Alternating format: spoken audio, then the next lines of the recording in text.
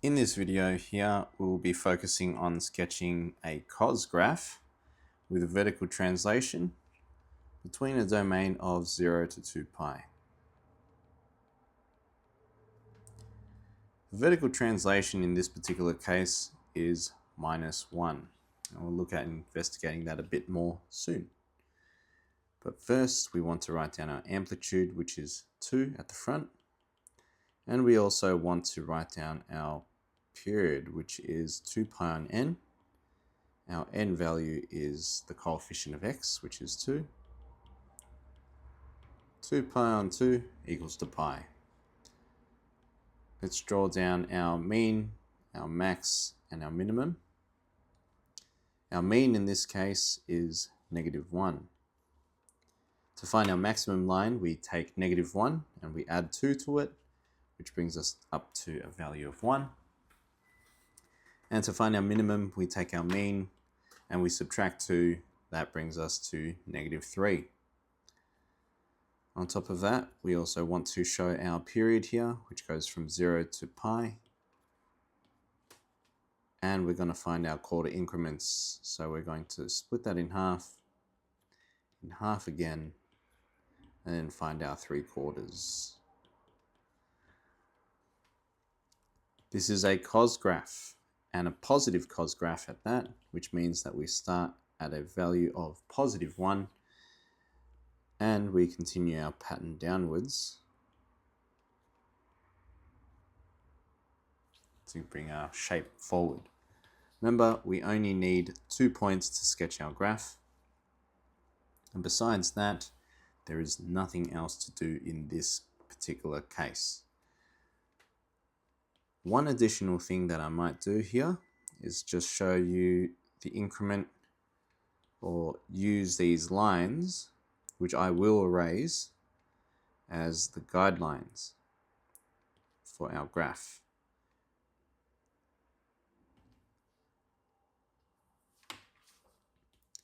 So plotting in our first 2 critical points is 0, 1. And our second critical point is pi on 4 and -1. Pi on 4, -1 is located here. Once we have our graph, our first increment, we can jump between the increments and continue on with the pattern until we fulfill our domain. Now bounce between the mean line and the maximum and our minimum line. I might just sketch the rest of the graph here using different colors, or using a different color, for you to see that once we have our first increment in, we can repeat the pattern to obtain all of our other increments.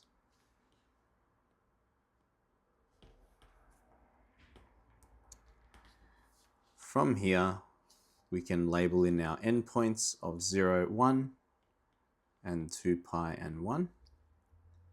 But we also need to label in our x-intercepts. We have 4 x-intercepts here between 0 to 2 pi. And we're going to use our skills from earlier chapters or exercises to find our x-intercept by letting y equal to 0. Which gives us the equation of 2 cos of 2x minus 1 equals to 0 between a domain of 0 to 2 pi. I'll zoom in to focus on this a bit more.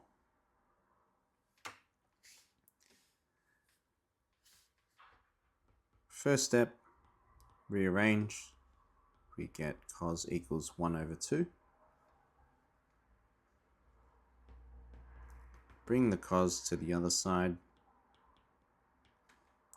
and we're going to investigate cos of inverse of 1/2 in the unit circle.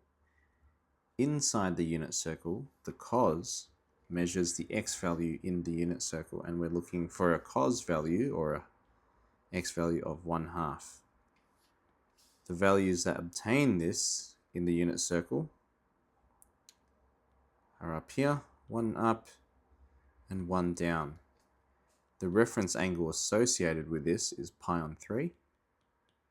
So we have pi on 3, and if we go from 0 to 2 pi, we'll have pi on 3 and 5 pi on 3. Now, because we are calculating 2x here, I will modify the domain so that we have 2x, multiply each of the values by 2, and so we will want to find out our solutions between 0 and 4 pi. This 4 pi here is the same as something over 3, which is 12 pi over 3. So our solutions that we will have for 2x is pi on 3, 5 pi on 3. We are going to pump out some more solutions, and to find our additional solutions, we need to add on our period of 2 pi by default, which is the same as 6 pi on 3. So if we add 6 pi on 3 here to pi on 3, we'll obtain 7 pi on 3. And if we add on 6 pi on 3 to 5 pi on 3, we'll end up at 11 pi on 3. And that stops just before we get to 12 pi on 3. So we don't need to add any more solutions. We don't need to add 6 pi on 3 to 7 pi on 3, because that will go over, because we land on 13 pi on 3. These solutions here are enough. Our last step here is to divide by 2. So we end up at pi on 6, 5 pi on 6, 7 pi on 6, and 11 pi on 6. These are our x-intercepts on the graph. So if we go back up here, this is 11 pi on 6. We have, that's our first solution, which is just pi on 6. And next one up is 5 pi on 6 and 0. At this particular point, we have 7 pi on 6. And our last x-intercept is 11 pi on 6 and 0.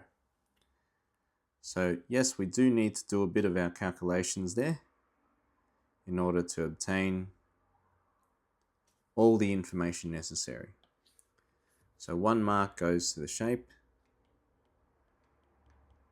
1 mark goes to the endpoints, and 1 mark goes to the axial intercepts.